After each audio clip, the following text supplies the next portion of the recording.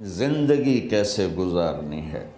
میرے نبی کی زندگی کا دوسرا رخ کہ بطور انسان زندگی کیسے گزارنی ہے، مرد عورت ہے، زندگی کیسے گزارنی ہے۔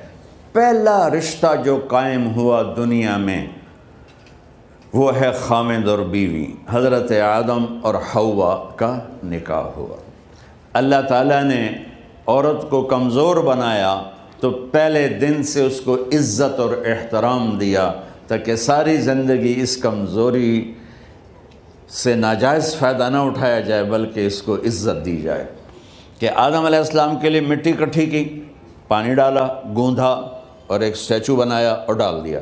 جب وہ خشک ہوا اس میں روح ڈالی اور پھر وہ ننگے بدن تھے، پھر ان کو جنت کے کپڑے پہنائے اور جنت میں ڈال دیا۔